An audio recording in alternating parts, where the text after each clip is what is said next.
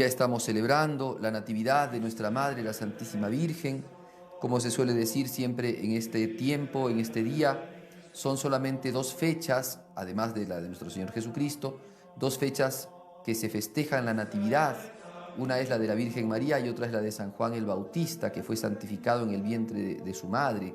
Y el de la Virgen María porque ella fue inmaculada desde su concepción, Dios la preservó, y entonces esto es un milagro. Y entonces su nacimiento también es un nacimiento milagroso porque de este nacimiento singular, que como enseña la tradición fue de padres ancianos, de este nacimiento singular que fue dado hacia una mujer que no tuvo pecado original. Entonces, de este nacimiento será después el nacimiento virginal también y el nacimiento inmaculado de Jesucristo nuestro Señor.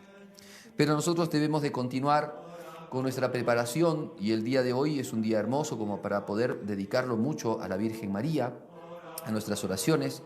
Entonces, como siempre lo hacemos, estas meditaciones o estas predicaciones, perdón, van a consistir primero en un punto dedicado a María, que tiene que llevarnos a nosotros después a la lectura, porque recuerden que tenemos que leer el Tratado de la Verdadera Devoción a la Virgen, y ahora nos correspondería leer desde el número 16 hasta el número 26 del tratado. Entonces ahora tomen nota para que lean ustedes entonces del número 16 al número 26. Yo voy a hablar brevemente de estos puntos y después hablaré de la meditación, dividida en dos entonces esta predicación, como todos los días lo vamos a hacer. Bien, el misterio de María Santísima en Jesucristo. Mucho se puede decir de todo esto, pero yo me ciño a lo que enseña San Luis María Griñón de Montfort en este libro Tratado de la Verdadera Devoción a la Virgen. En él dice que María Santísima está en el misterio de Cristo, ¿no? María en el misterio del Señor. El Papa San Juan Pablo II, en la encíclica Redentoris Mater, había explicado cómo es Dios el que introdujo a María en el misterio de la redención. No fueron los hombres, sino que fue el mismo Dios. Y en ese sentido, entonces hay que entender de que si fue el mismo Dios el que introdujo a María Santísima en este gran misterio, en el misterio de la redención, entonces nosotros no tenemos por qué apartarla o quitarla o menospreciar su presencia en el misterio, porque Dios es el que la invitó. Entonces, dice San Luis María, este misterio de Cristo, que es lo más grande que pudo dar la historia, el misterio de Cristo, que es lo más crucial que pudo darse, la plenitud de los tiempos, así dice el apóstol San Pablo, cuando se cumplió el tiempo, cuando se dio la plenitud de los tiempos, Dios envió a su Hijo. Cristo es no solamente que llegó a la plenitud de los tiempos, sino que Cristo es la plenitud de los tiempos. Pues esto que Jesucristo es y que lo ansiaron los patriarcas, dice el mismo Jesucristo cuando hablaba con los fariseos, Abraham vio mi día y saltó de alegría.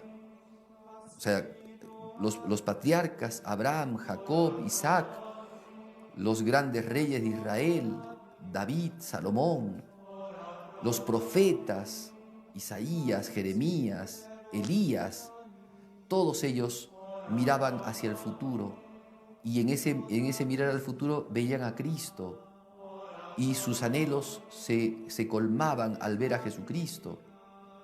Pues bien, dice, los patriarcas y los profetas hablaron de Jesús, anunciaron a Jesús y se llenaron el corazón de alegría al contemplar la venida de Jesús. Pero a ninguno de ellos les fue dado el tener merecido llevar a Jesús, el tener a Jesús, el ser la madre de Jesús, el ser la custodio de Jesucristo. Entonces, esto se le dio a María.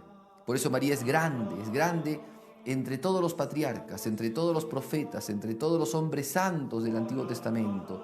María es grande entre ellos, porque es a ella la que se le concedió la gracia de tener como hijo al mismo Dios Todopoderoso, al anunciado de las naciones, al profetizado, 4000 años de profecía y de anuncio, y María Santísima concreta esto, y Dios a ella es al que le da, a quien le da, perdón, la gracia de tener a Jesucristo, de dar a luz a Jesucristo. Y entonces va a desdoblar o desarrollar este misterio, San Luis María, diciendo, por ejemplo, que Para que se diera esto, para que se diera el misterio de Jesús, el Padre Celestial constituyó a la Virgen María como una mujer pura. Esto después lo vamos a ver en contraposición cuando veamos la segunda parte, que son las meditaciones. No me demoro mucho en esto porque después lo voy a hablar. Dios la hizo a ella un alma pura, esa inmaculada, esa alma inmaculada, esa alma que desde el principio no conocía el pecado original, durante toda su vida fue preservada del pecado. Dios la hizo pura, la hizo santa. El Hijo de Dios, con su potencia, con su grandeza, Dios Todopoderoso que vino a esta tierra y se encarnó, que es eminentemente libre, que es todopoderoso, que es toda gracia, toda luz, toda bendición, Dios Todopoderoso quiso someterse a María Santísima en la encarnación, en el nacimiento, en la pérdida del hallazgo, en toda su vida oculta. Esto es una cosa de admirar, porque el que puede contener los cielos y la tierra, dice San Agustín, el que puede contener los cielos y la tierra, cuando nació estaba contenido, sostenido por una mujer. Y Dios le dio a esa mujer esa gracia, esa bendición. ¿Quién es esta? Ayer decíamos esta frase que está en el libro del Cantar de los Cantares. ¿Quién es esta, no? Se preguntan los ángeles, ¿quién es esta mujer? Bueno, también nosotros nos preguntamos, ¿quién es esta nuestra madre que pudo sostener al que sostiene al mundo? Jesús quiso someter no solamente su cuerpecito de niño, sino también quiso someter su voluntad al influjo de María, que lo llevaba, que lo atendía, que le decía las cosas. María es la madre de Jesús y como madre de Jesús es la tutora de Jesús. Y Jesús se deja llevar por su madre. Entonces esto es muy, muy importante, es básico para poder entender quién es María. Aquellas personas que lamentablemente viven cristianismo sin devoción a María Santísima, no entienden lo que es el cristianismo, porque esto no lo quiso el hombre.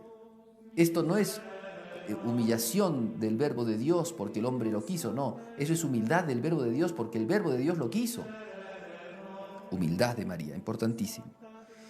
El Hijo, muchas cosas se podrían decir. El acatamiento de Jesús, por ejemplo, frente a María Santísima ya cuando está en su vida pública, en las bodas de Caná. Cuando ella le dice no queda vino y Jesucristo se dispone a obedecer a su madre. ¿Quién es esta mujer que el Hijo de Dios, el Dios Todopoderoso, se dispone a obedecerla, a hacerle caso? Por último, el Espíritu Santo, que, como hemos dicho el día de ayer, mantuvo silenciosos a los evangelistas que narraron la historia de Jesucristo, y mantuvo silenciosos a ellos para no hacer conocer mucho a la madre. O sea, nombraron algunas cosas, dijeron algunas cosas, dejaron traslucir algunas bellezas de María Santísima, pero no hablaron tanto de María. Sin embargo, ese Espíritu Santo que la hizo oculta a María Santísima para esa vida oculta de Jesucristo, ese Espíritu Santo hace María Santísima fecunda, ¿no? Un elemento importantísimo, que el Espíritu Santo le hizo fecunda. Y San Luis María Griñón de Montfort va a decir, y aquel que es infecundo en la Trinidad, y eso hay que entenderlo muy bien, porque no es que la persona divina del Espíritu Santo sea infecunda, porque es Dios y Dios es fecundo, pero en la Trinidad el Padre ha engendrado al Hijo, y el Padre y el Hijo han generado al Espíritu Santo, han expirado al Espíritu Santo. Pero el Espíritu Santo o del Espíritu Santo no procede ninguna persona divina. En ese sentido, el Espíritu Santo es infecundo dentro de la Trinidad, en ese solo sentido. Este Espíritu Santo infecundo en la Trinidad, sin embargo, fecundó a María Santísima, dice San Luis María, y la hizo ser madre fecunda, madre purísima. Y por eso es que el Espíritu Santo se comporta como el esposo de María Santísima, porque el esposo con amor ya ha fecundado en María Santísima al Verbo de Dios. Bien, ¿cuánto más podríamos decir de esto? Terminamos allí nuestra primera parte. Segunda parte, de nuestra homilía, la preparación, la meditación que se tiene que hacer hoy día. Estamos viendo de que estos 12 días que hemos empezado, tenemos que hacer una observación y tenemos que purificarnos de todo amor mundano. Tenemos que constatar y mirar cómo debemos de apartarnos de todo amor mundano, de todo aquello que nos aleja del Espíritu de Cristo y que nos acerca al espíritu del mundo, ¿no? Entonces tenemos que mirar, que observar con inteligencia, que razonar con inteligencia y que después usar la voluntad para apartarnos, con la gracia de Dios, apartarnos de todo deseo, de toda inclinación mundana. Bien. Para empezar esta meditación, como siempre se suelen hacer las meditaciones, la oración preparatoria, que todo sea para la mayor gloria de Dios, la composición del lugar. Aquí sigo yo a un sacerdote jesuita, comentador del libro de San Luis María. Dice él, vernos introducidos como en la barca de los apóstoles en plena tempestad, porque el mundo es la tempestad, que alborota, que mueve, que remueve la embarcación. La petición, pedir conocimiento del mundo para detestar lo mundano. Para detestarlo. Miren ustedes qué importante lo que estamos pidiendo. Bien, vamos a citar. Ayer habíamos puesto esta cita y ahora vamos a desarrollarla y en estos días vamos a desarrollar un poco más. De la primera carta del apóstol San Juan, el capítulo 2, versículo 16. Puesto que todo lo que hay en el mundo es concupiscencia de la carne, concupiscencia de los ojos y orgullo de la vida. Vamos a ver entonces qué es la concupiscencia de la carne. Se llama concupiscencia a la pasión, perdón, al apetito que tiene el ser humano por adquirir bienes particulares. Y esos bienes particulares son los bienes que le generan placer, gozo, gusto particular. Entonces, todo placer, no estamos hablando si es pecado o no es pecado, está inclinado, o sea, nuestra naturaleza se inclina al placer porque ve en el placer una cosa buena. Pero no siempre eso que es bueno para la sensibilidad es bueno para el hombre. Entonces, la concupiscencia de la carne, dejada suelta, dejada a su natural búsqueda y no ordenada, no mitigada por la inteligencia, hace que el hombre se desordene.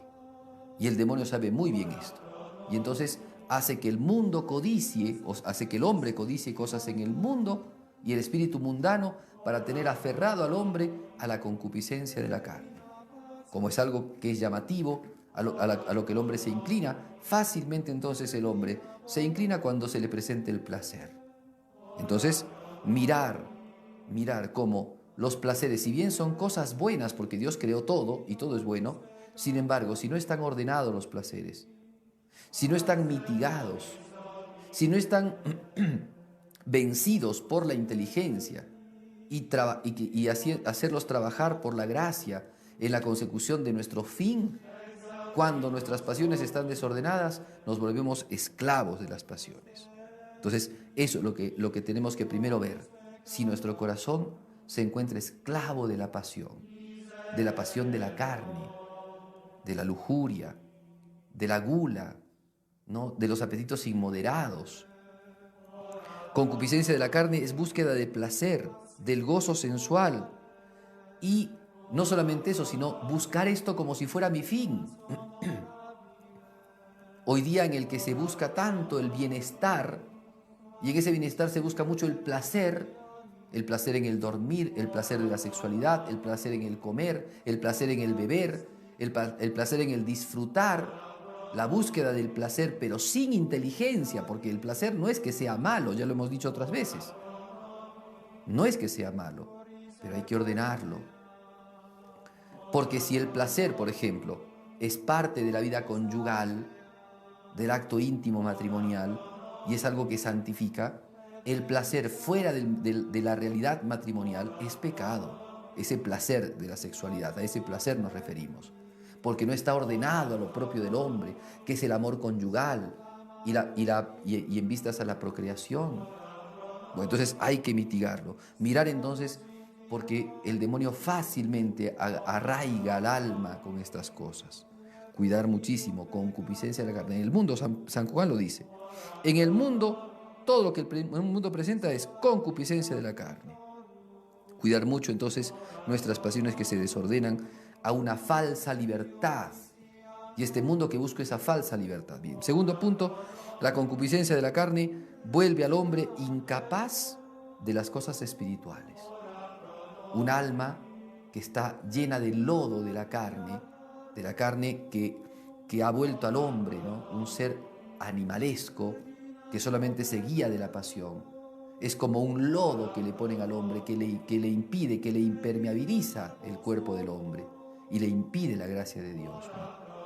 El padre Castellani en una fábula que habla de la bendición de los animales, habla de los cerdos que se encontraban en el corral, en el chiquero, y que están todos enlodados y con ese lodo, con el excremento, que se vuelve como